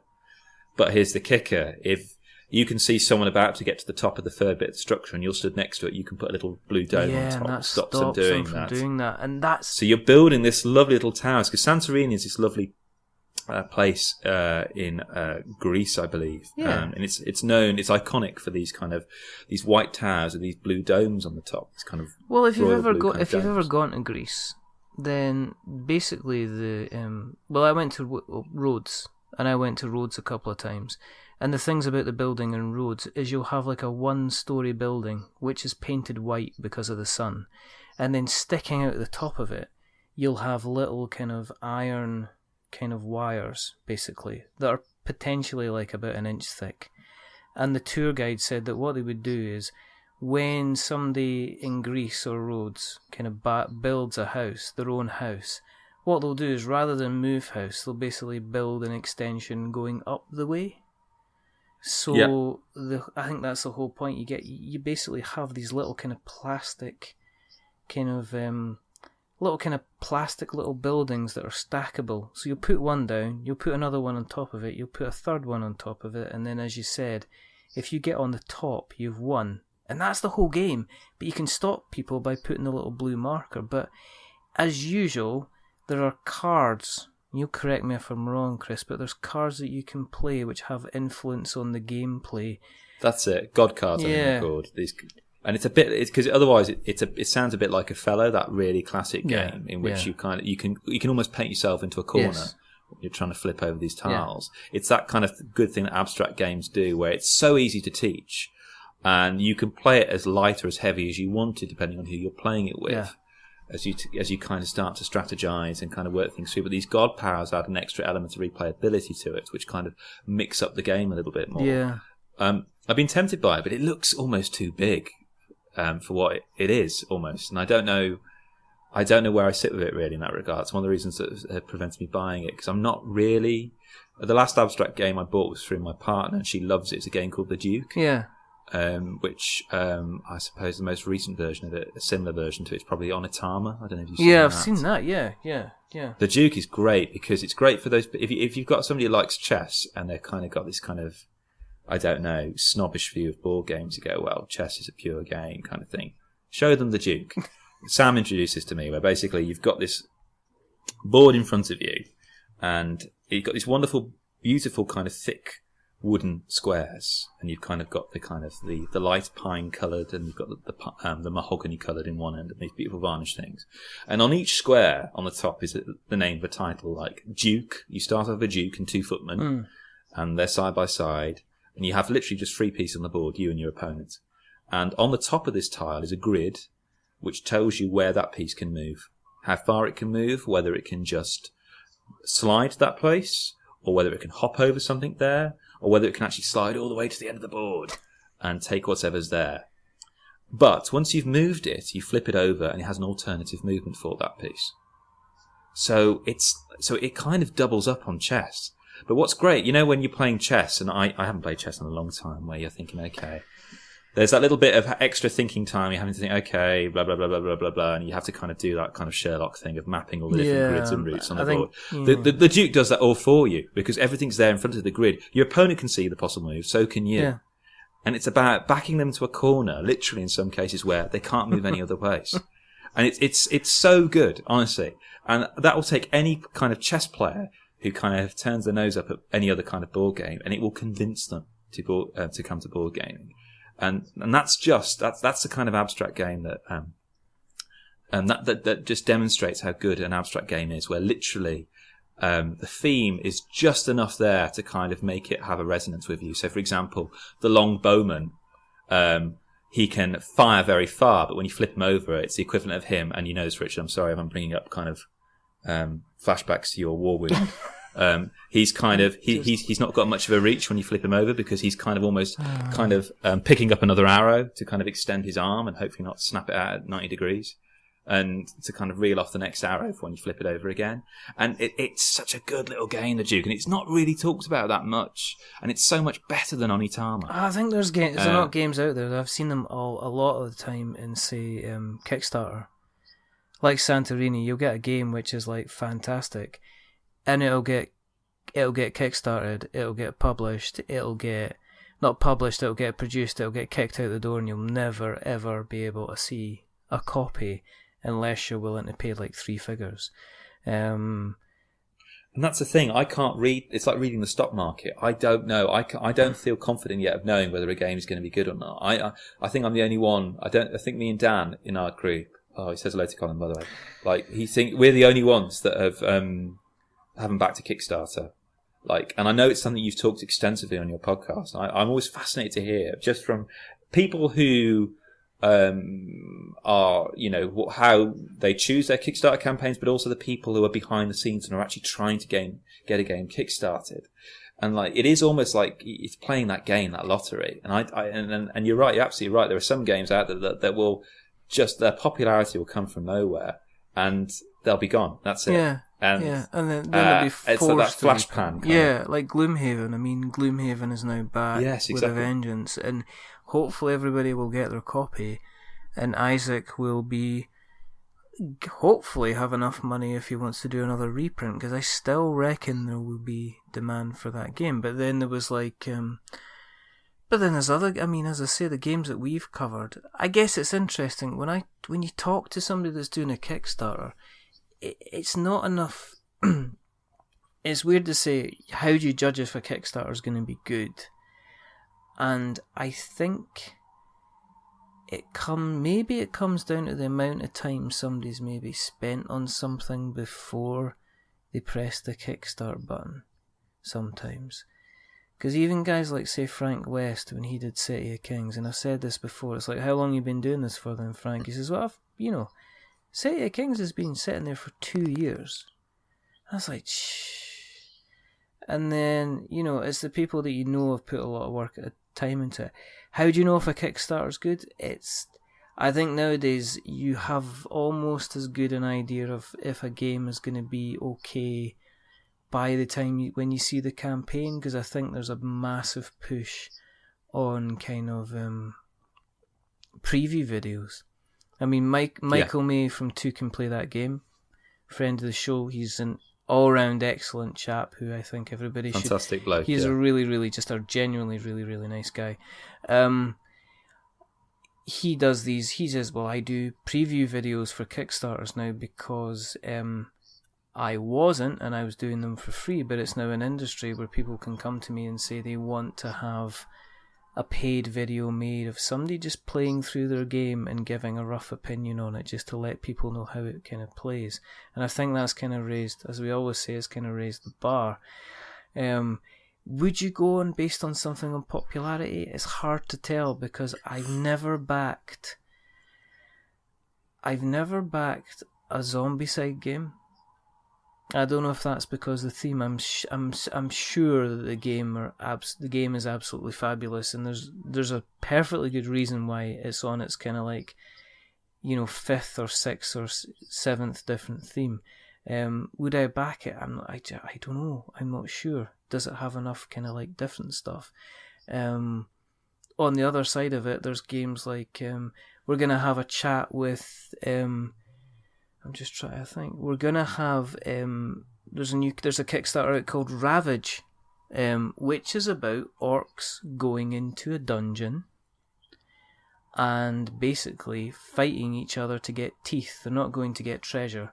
They're basically going to go about a dungeon and attack other people, basically attack other orcs to pretty much kind of get teeth for each other, which is interesting. I'm just gonna I'm in Ian Schofield. I'm going to be speaking to him this week. At some point this week we're going to be talking about the Kickstarter, which is live just now. And one of the things that I thought, well, listen, I'm interested in, interesting in having a chat about it, was because his game premise wasn't dungeoneers go into a dungeon and beat up the orcs. It was the orcs are in the dungeon and it was the theme of it, which was kind of interesting. It's interestingly enough, though, and I see this a lot in Kickstarters, is there seems to be a lot of guys that do their Kickstarter the second time round, and they seem to do it successfully. They're a little bit more savvy, I imagine, because as you've talked about in your previous shows, like many people go into the Kickstarting thing without actually necessarily knowing how much of a double-edged sword it can be for them, in terms of, it may not work out and things, but secondly, it may be so incredibly popular because you are plugged into that thing called the internet, which can hit every country except North Korea, around the world, and you're thinking, oh my word, how am I going to... I've got to suddenly ship to Guatemala. Yeah, and I didn't think I'd have a Guatemalan audience. No, exactly. Or as was it? Peter said he was talking about learning he had to find out how to ship to Guam. I think he said. He was talking about the presidents of the election of the general election, American election, which actually is, and it's not being an example of nepotism. Actually, it is an enjoyable card game. Sam and I played that a few months ago. Actually, that is actually quite funny, but we've not played it since because real life politics is basically we can get it, the equivalent of it. You don't have to rewrite the cards. No, oh my gosh, no. But no, I've seen a lot of people the second time round on the Kickstarters now, because the first time it maybe didn't go to plan, or you kind of... it's intimidating to realise the amount of noise that you've got to generate in order to make a successful campaign. So you're not just doing kind of like the one podcast, you end up having to do 5. You're not just can't be content with just. I mean, Frank was saying he was replying to Twitter, he was replying to the Board Game Geek forum, he was replying to the Kickstarter comments, he was replying to Facebook, he was replying to kind of direct emails he was getting, he was replying to messages through Kickstarter, and he says it was a full-time job. He says, because I reached the level of getting, I think he got over £250,000, £280,000 I think he ended up with. He says when you get to that level, it's a full-time job. He actually had to take time off, I think, in order to be able to manage what was going to happen. He didn't think it was going to go like that, so it's absolutely kind of crazy. And that's the thing, because a lot of people don't realise that for people who design board games, it isn't actually a full-time job. It is their part-time job. It is their hobby. They actually have a full work life often outside of that thing they do. It's a labour of love, and when it kind of takes over in a beautiful way, for, it's because there's so much love for that particular title they've created. They suddenly have to work twice as hard and to balance the books, as it were. I mean, it's a world that I am completely alien of. I am still on the cusp. I'm just in the doorway currently of the Sweaty Boys shop or Board Game Cafe. Having a look and having a sniff around. Starting to talk a little bit more confidently about board games on shelves that I haven't yet played, but I've seen the reviews of and the playthroughs of. I mean, I'm in that stage really. So a lot of my thoughts about the hobby still come from a kind of place of ignorance, but also a kind of a place of wonder. It's still this kind of magical, unknown kind of territory for me to kind of explore, really. And I'm really enjoying exploring it, really. Yeah, I can't see it kind of dying down anytime soon. I can't see it kind of going the same way maybe as it's already got the kind of the indie developers kind of scene. Well, I think until CEX has a kind of a board game section, I think these are going to stay on my shelf. I mean, like I let people borrow the games. I imagine at some point in the future I will give games to people. Like for example, Sam has given me his copy of Pandemic. He doesn't need it anymore. He's got Legacy. He's got the board. If he needs to play Pandemic, he'll play it on the Legacy board. So you've kind of got this lovely kind of thing happening, and he's lent me games that I've got here, and I've lent games to different people, and it's just that kind of lovely kind of thing that board games can do, really.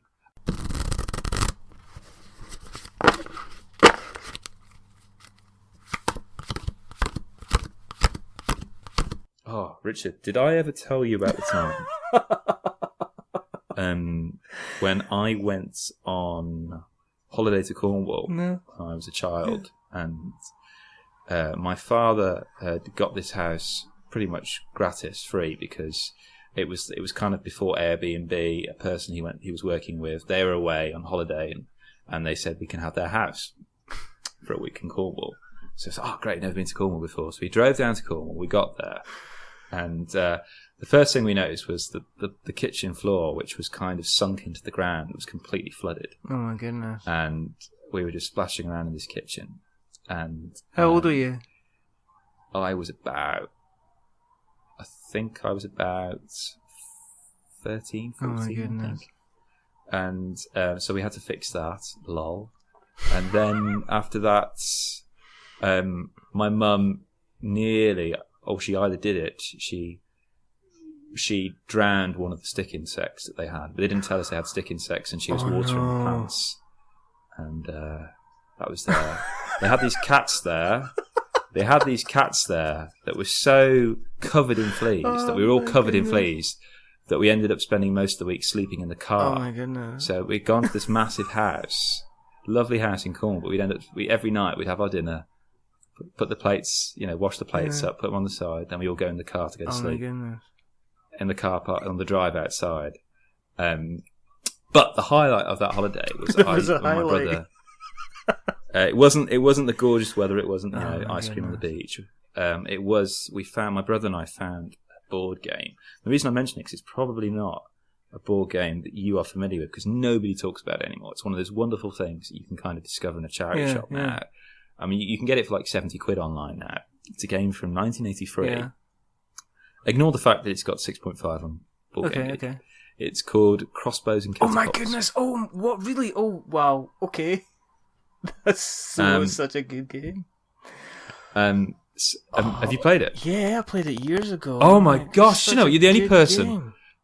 Because I was starting to think I'd made it up until I checked online. No, is it like that Shaq movie that people talk about about the Shazam. Yeah. Oh, this is fantastic. Do your listeners know about this? Where basically that somebody put up on a message board talking about, whatever happened to that Shazam film? I'm paraphrasing here. I'm getting it second hand. But people would kind of tune in on add to the message board saying, oh yeah, I remember that film. It was great. And then you had one guy coming up saying, I worked in a video rental store for years. I had to rewind every tape. I saw Shazam like loads of times. I remember and they that. were talking very confidently about this film.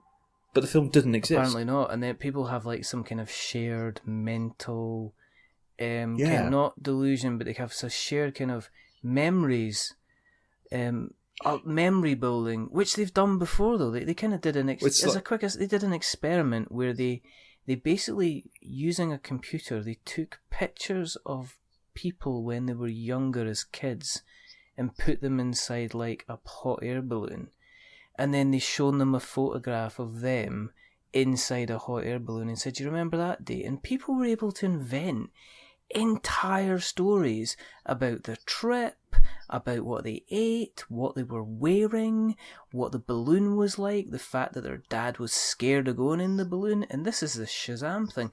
But no, crossbows and catapults. I remember the television thing, because there was like you had like a castle wall or something like that. That's it, yes. And then there was, so it's a big box game, it was huge, and you had like little kind of almost like mechanisms along the bottom of either in the wall itself. And what it was is you had like a crossbow which would fire straight, and it was all using kind of rubber bands. Or you had a catapult that fired again little rock. And I think the issue was with crossbows and catapults was it ended up being quite difficult to replace the rubber bands, so they ended up a lot in the charity shops. But you would fire projectiles at the walls, and it would flip little switches, and you would get like little trapdoors opening up, or you get things springs, and there was like there not like an ogre or something with a big club that you could knock down as well? I don't remember that. Basically, so essentially you've got these kind of chunky plastic bricks that you can kind of build a wall out of. So you build your defences. So you know, like Memoir 44 is just all cardboard and stuff. This is actual chunky pieces, and you've kind of got your keep, as you say, with a catapult on it, and you can fire these kind of thick, chunky plastic discs from it. They've got pictures on them of projectiles, and you had what was lovely, and it was kind of a thing that you can kind of see in lots of war games since then, is where certain projectiles, when you fire them, wherever you land, the image on it denotes a particular cardboard disc that you put around it, and that's the range. And if you're in that range, you're dead, kind of thing. It's almost like it was so explosive. But the thing was, people talk about, dexterity games like Flick 'em Up, for example, which Sam owns. Yeah. And, that can be aggressive, but, you're flicking these wooden bits or plastic if you want to buy the cheaper version. And that can hurt. Whereas because you've got the rubber band, depending on how powerful your rubber band is, depends on how far these projectiles go. And we were chipping bits off my mum's porcelain because we were so obsessed with this game. We discovered this game in this family, and we broke all their rubber bands because, as you say, I mean, you're pulling the thing back and you're launching it very far because obviously you want to make it as epic as possible. So me and my brother would sit as far away from each other as possible in the living room there, flinging these things back and forth at each other. And then, the thin rubber bands wouldn't work, so we'd ask our parents to get these kind of almost industrial strength kind of mini conveyor belts that you kind of spend ages kind of cranking up and doubling them up so the tensile strength is even more powerful. And these things would just fly at each other. And then soldiers would fall down, and then you would, if you knocked down everyone's soldiers, if you hit the door of the keep, it would cause the top platform of the keep to ping upwards, and it would fly the soldier off. Or if you knocked down the turret with a guard on it, there was expansions, Chris. There was expansions. A Minotaur. I know. I'm looking Minotaur and a Cyclops. So I wasn't wrong. It wasn't a No, you barbarian weren't with a wrong. club. I'm looking at it now, and honestly, my parents have got it, but none of us, because we've all moved out, obviously, but none of us have. There's certain games because my parents are the really people I've got to say. Thank you for getting me into games. They've got a chest full of them at home. They're massively into games. My dad, when he was in university, played diplomacy loads and stuff like that. And so there are certain games there that none of us have each taken because it would kind of like, if my brother, for example, took crossbows and catapults, I'd be like, okay, look, you're the youngest, that's fine. The parent would be thinking, you better not break that. That's our game, Lance, So it's kind of, there's this kind of unspoken truce. And do you know what? I think the next time I go there, I'll see him. I'll ask if we can have a game because it is just. We're talking about stereotypes. If you walked into, a room and there's these two grown men just literally flinging projectiles at each other.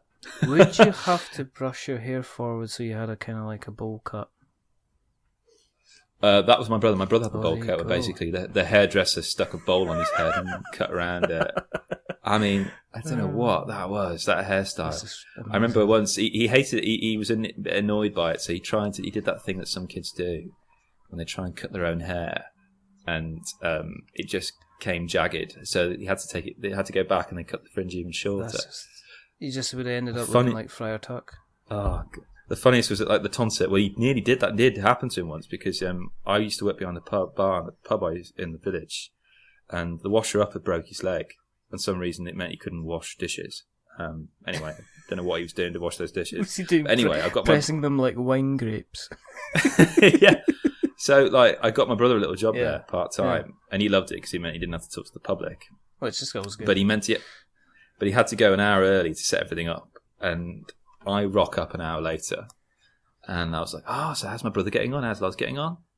And they're like, "Oh yeah, he's had a haircut." So, what do you mean he's had a haircut? And basically, he'd been working in the kitchen, like bending down to pick up plates, and the sharp counter, he bent down, banged his head, goodness. and it took a clump of hair off the top. It didn't cut him; it just cut the hair off the top.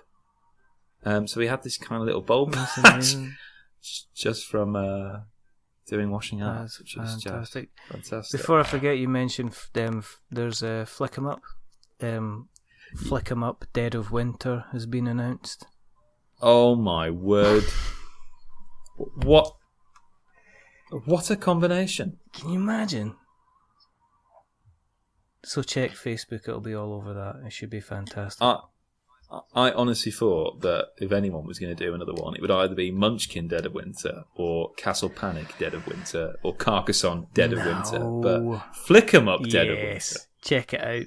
It's going to be absolutely fantastic. Oh my! Is this literally hot off the press? This Richard? is literally, I've seen it a couple of places in, not name dropping, but I do follow kind of John Gilmore wherever he may roam. And he roamed quite recently and said, "Oh look, there's a Flick 'em Up." There's also a Dead of Winter comic coming out as well. Yes, I saw that. Which would be quite interesting to do. If you had to take 3 board games with you in a zombie apocalypse situation, because we asked this question a couple of times, what 3 would you take? Well, I would take Burgle Brothers, definitely. That's got to go in. Okay. It's. I would take any games at all, from past, present, or future. So ones I don't even own. Ones you don't even have. Oh my gosh! I would take Burgle Brothers definitely. Yeah. I would take Lord of the Rings Confrontation because it's the rarest game I own, and if I needed to, I could sell it. For food. Actually, again, no, this is any game in the world, Richard. Why am I not picking the rarest game of all? I know I'd want to take.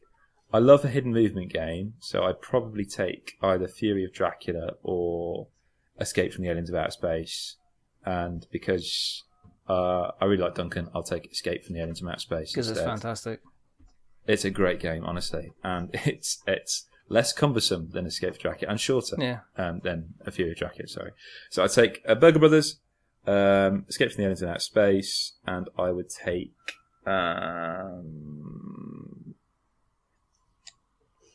Jamaica. There you go. Oh my word, those aren't very intense or heavy, are they? Really? Yeah, but they're good. They're quite light but games. they're good trading things. So you can always you can hit and run. You could have people taking big box games, and then that could slow them down. But you want something that's a reasonable size that you can still run with from the shambling undead. This has been an awful lot of fun.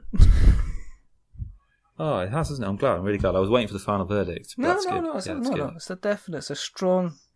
I don't think we need Dan. I'm going to cut that bit out. Yeah. Or just make it the only thing you keep in. Yeah, exactly. Just have that. And now our episode with Kris Darby from Staying In. It could be just like me doing the kettle thing, going. I mean, joking aside, Richard, he doesn't. He loves the show. He loves what you're doing. He just thinks it's funny just to have. Making me cry at 3 o'clock in the morning and waking up and going, sorry. Well, Richard, I'd love at some point, like, for us to do some kind of road trip up to Scotland. So that'd be cool. Because honestly, we love the show, but I think it's also the kind of. It's not just the quality of material you put out. It's just the warmth and the kindness, really, of the We're Not Wizards group. And we just kind of want to bask in the warmth of that, the glow of that warmth, really, as if we're kind of joining you around the fireside. There we go. And we'd crack open something wonderful and amazing, and definitely not an 11-hour game. I don't know. Do you know what we could do? We could say, okay, Peter, we're going to play a game, and then break out something else instead.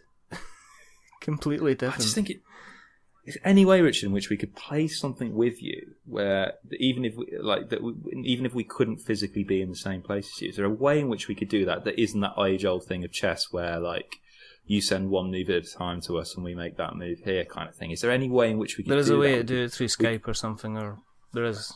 Yeah, I suppose. We'll have to figure it out. Yeah, because Jenny, I think that'd be quite nice. And obviously, if we're in the area of Scotland, well, we're planning to do Ben Nevis at some point. We're trying to do a mountain every year for my birthday, because my birthday's in November, but we celebrate in the summer because obviously Pete can only have the winter for his birthday.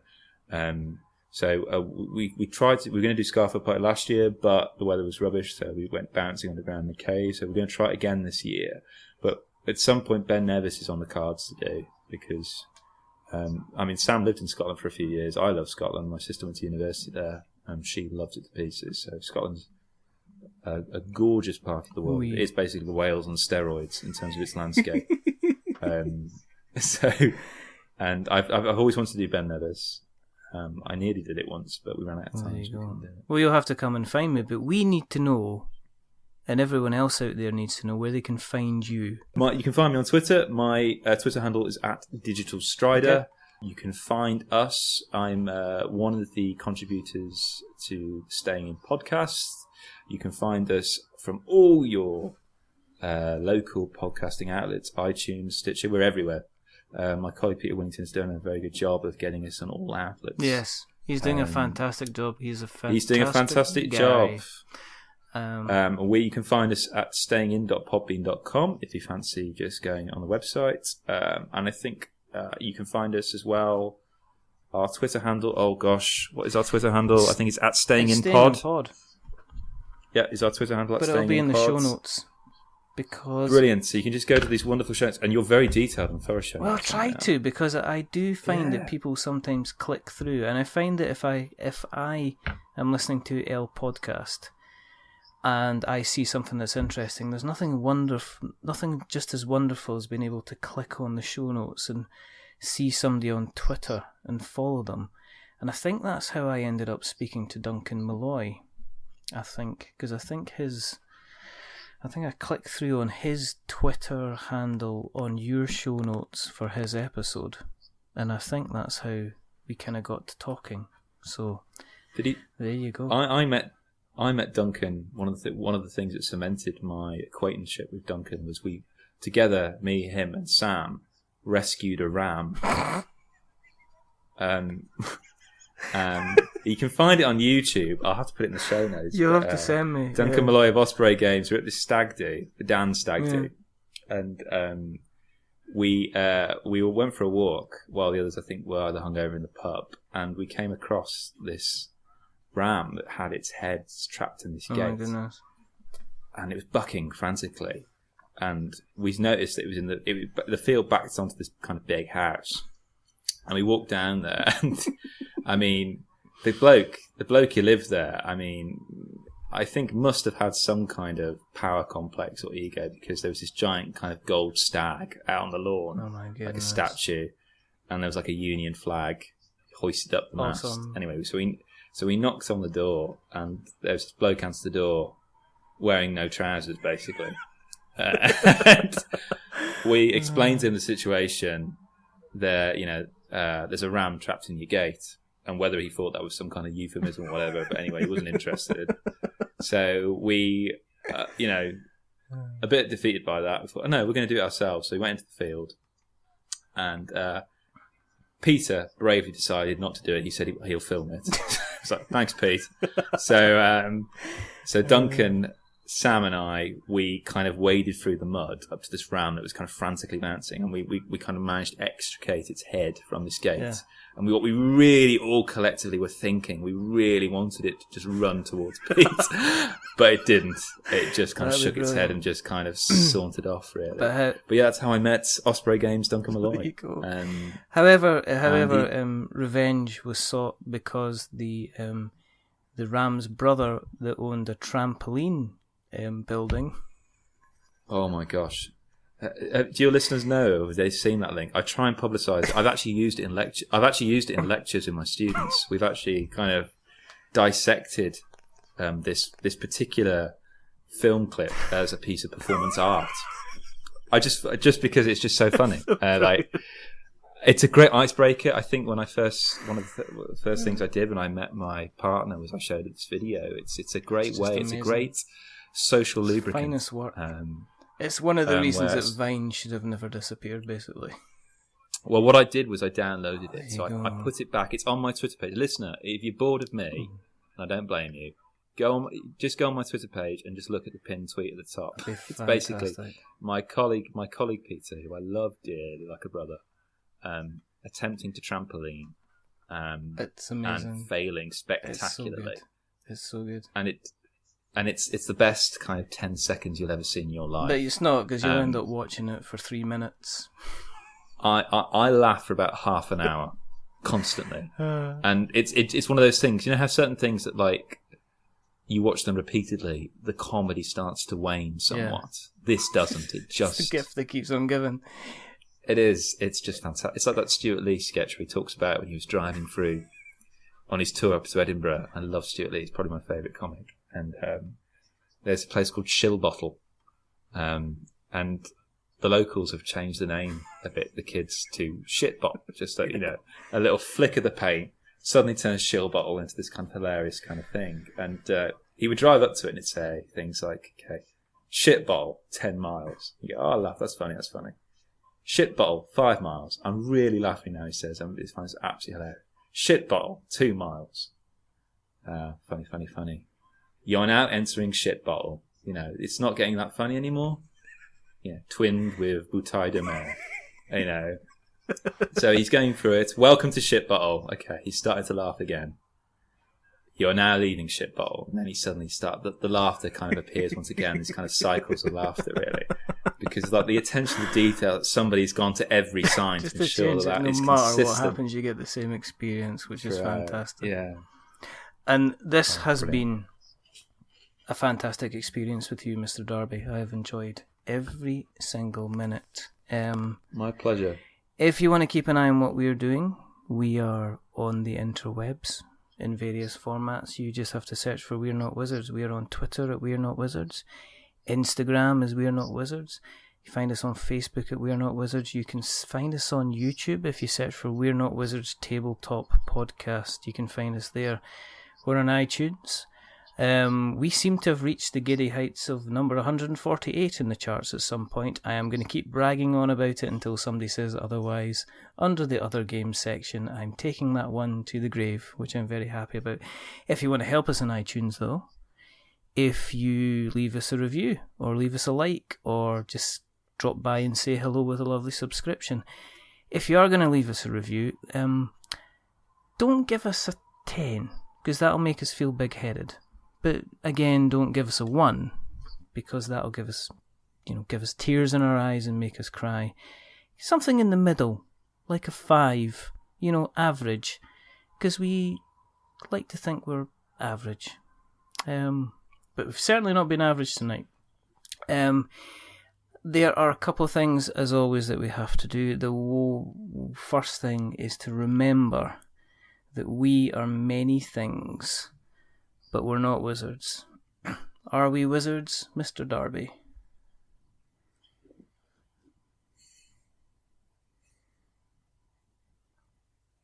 Go on then. Are you?